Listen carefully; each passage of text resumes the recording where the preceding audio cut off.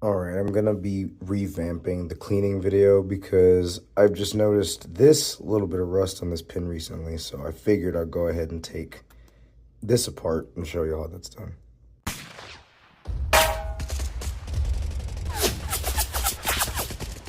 All right, so because of this issue that I've noticed while carrying my gun around, I decided to keep this realistic. The gun is in fact loaded, so we are going to start by clearing the weapon while pointed in a safe direction. Now, I've got no ammunition and I have the slide locked back. I'm going to visually inspect, even though I just saw that bullet pop out, because redundancy is key. The reason I do the redundancy now is so that I do it later when it's not so certain.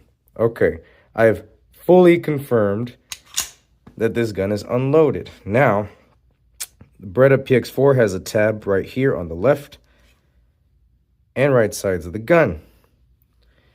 You're going to pull down on both of these towards the trigger guard.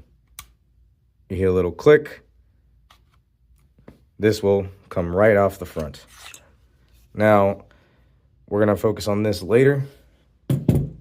Right now, for the cleaning, we've got 4 major parts here.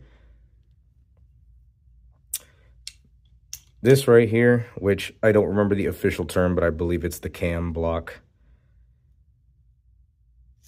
We've got the captured guide rod and spring, recoil spring. I have the steel version.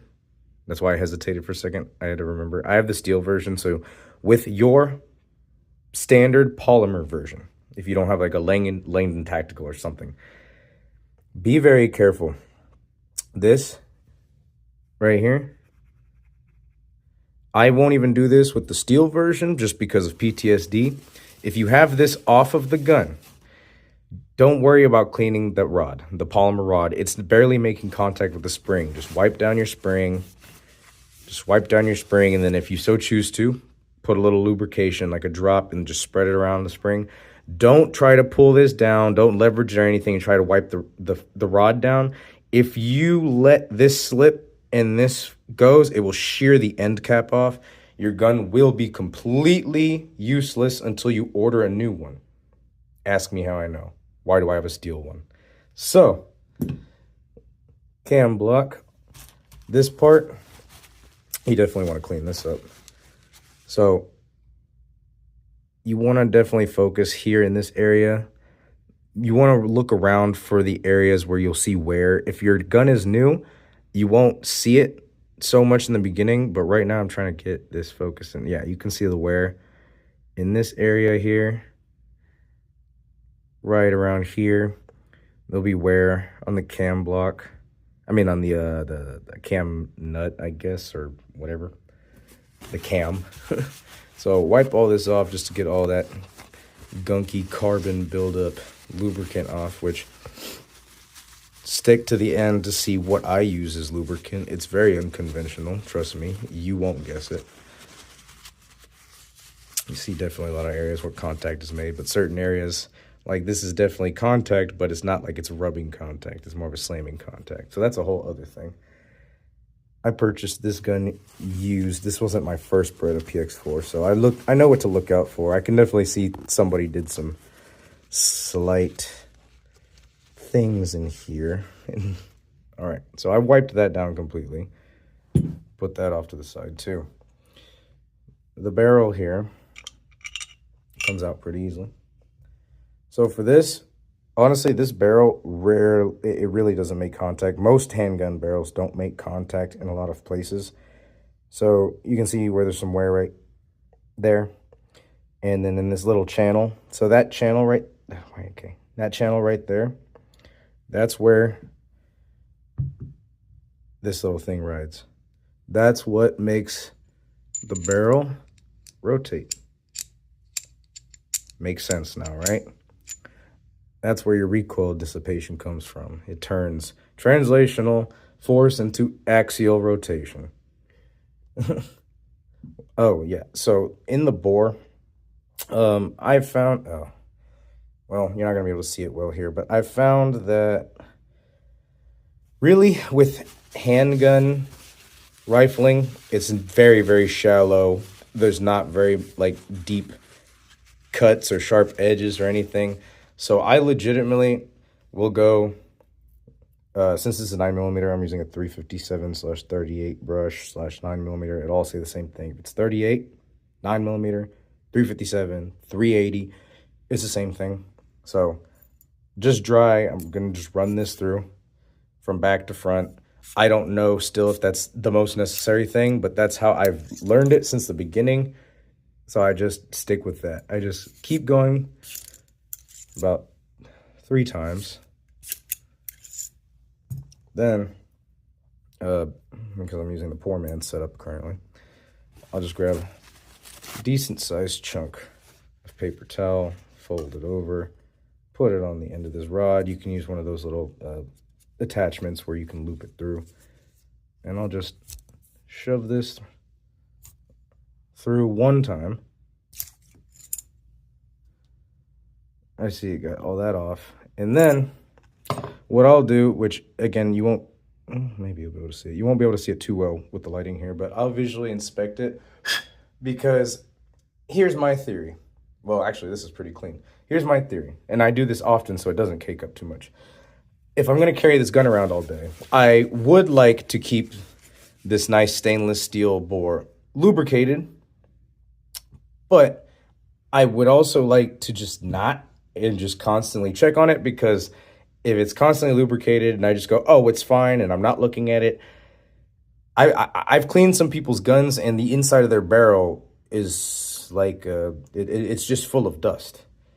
Now, whether or not that dust was going to affect function, I don't entirely know, but it was a lot of dust. I've seen it like really caked in there. Now, that's going to be different for everybody, but I just, I check my stuff often, so everyone, teach their own. Your mileage may vary. Here's the inside of the slide. You can easily see on mine where any wear is occurring. So if you have a new gun, just kind of use this as a representation.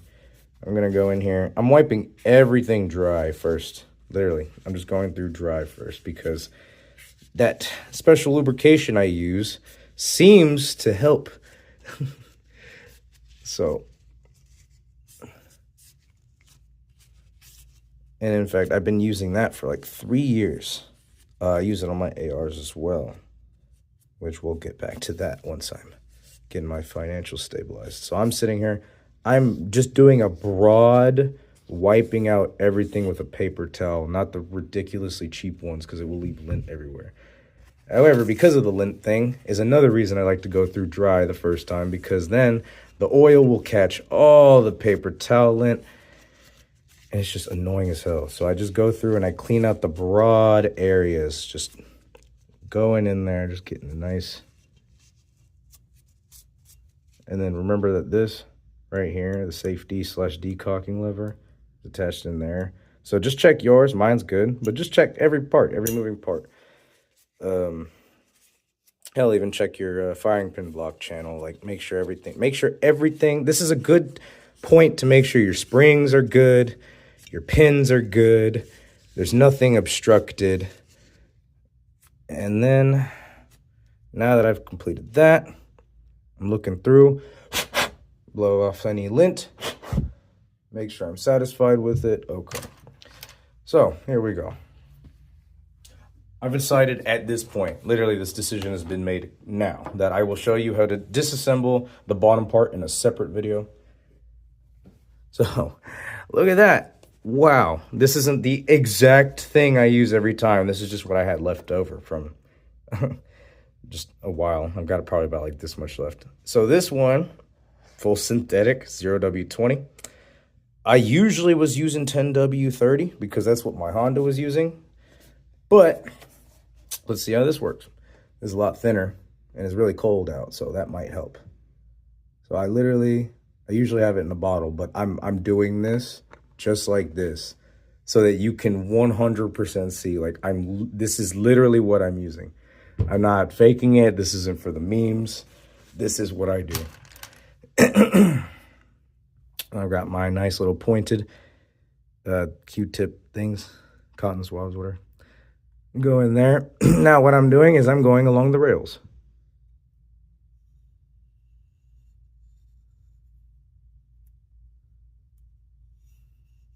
Right along those rails. And I just go a few times because I'm scraping along the bottom and the top side and turning the Q-tip so that it gets a fresh side, as you can see.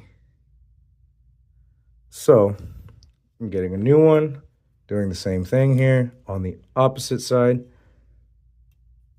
This is my method. Again, your mileage may vary, your methods may vary, your grandpa might have done it a different way, your dad says I'm stupid, motor oil is going to give you cancer or something. All right, well, listen to them then. I'm just a guy on the internet. So I'm going to go in here just a little bit in the firing pin block area. I just lightly coat some around the edges, and then I'm going to go with the opposite end and just push that in and out. Because again, you don't want to get lubrication in the firing pin channel. My first PX4, I took apart the whole slide, which I will show you all how to do later. I took apart the whole slide. After 3,000 rounds, I had to, oh God, the firing pin was like covered in sludge. It was a black sludge. So you want to avoid getting lubrication in that area. It doesn't need it. It's got a lot of clearance around the firing pin, like the whole striker assembly, whatever you want to call it. It's like this long or this big because the plunger over here. But it was just surrounded with the black sludge, like someone didn't change their oil for way too long. Oh, and before I forget, the extractor, since this one's still a little clean, just go in under the extractor and just kind of give it a nice clean here. Again, just avoiding getting any lubrication down into the flash or firing pin hole right there. Just kind of cleaning out anything around the breech face that looks gunky and gross. And in all honesty, I know a lot of people would just be slathering this with all sorts of lubrication, but all I'm going to do is take a dab on my finger. Yes, I have no gloves on. You wear gloves. Disclaimer. So I'm just going to go through that one little dab and just go along the top there on those wear areas. I'm just going to make sure I don't have any excessive pooling. And then I'm going to go along these edges here. Right along there. So now that I've gone through there, I'll just give it a wipe. Real quick wipe. And then just go through. Make sure there's still a layer of lubrication in there.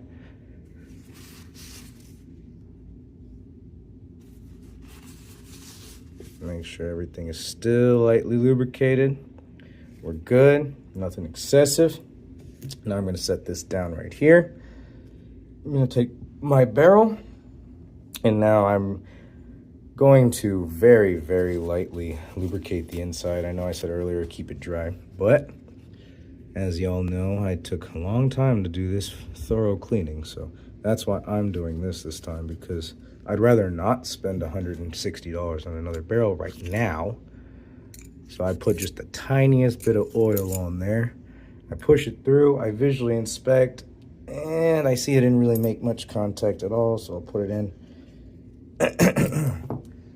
What I do is I just make sure I push it through there.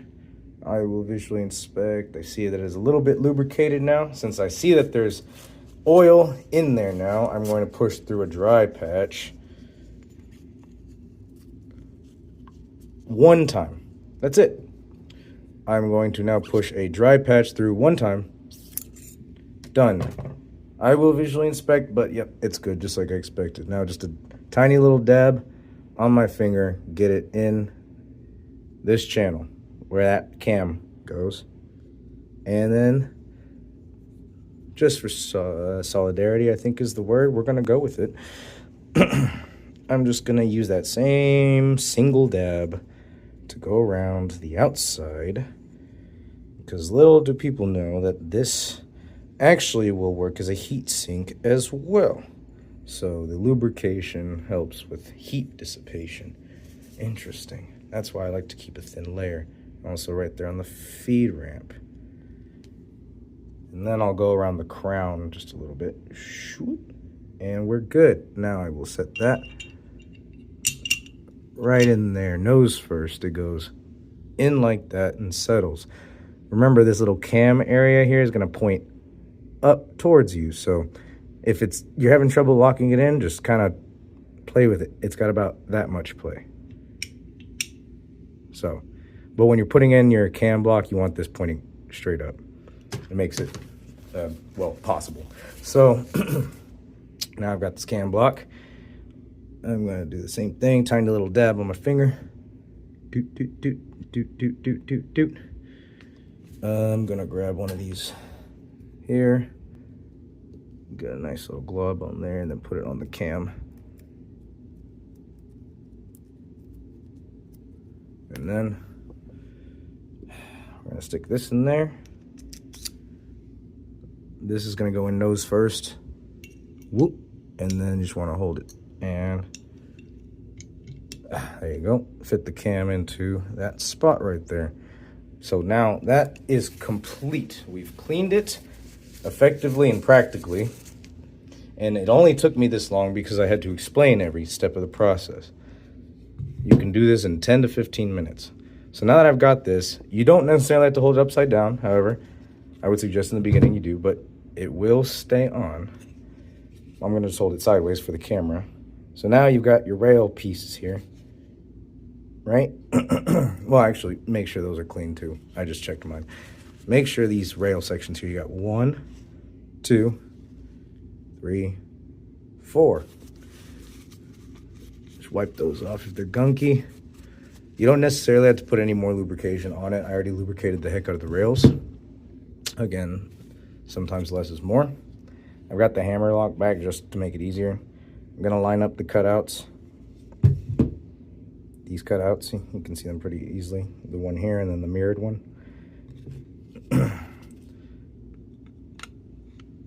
See? And then make sure that this is lined up. Right there. Done. It's on. It's done. It's locked back. Boom. Now we function test. Single action. Works. Double action. Works. Hold. Reset. Works. And fires. Single action. Hold. Reset. Works. And finally, one extra step. Decocker. Works. Cool. Make sure to like and subscribe. I'm going to try to stop talking too much. I will show you how to take apart this next one, or how to take this apart and what I'm going to do for this temporary fix on this rusty pin here.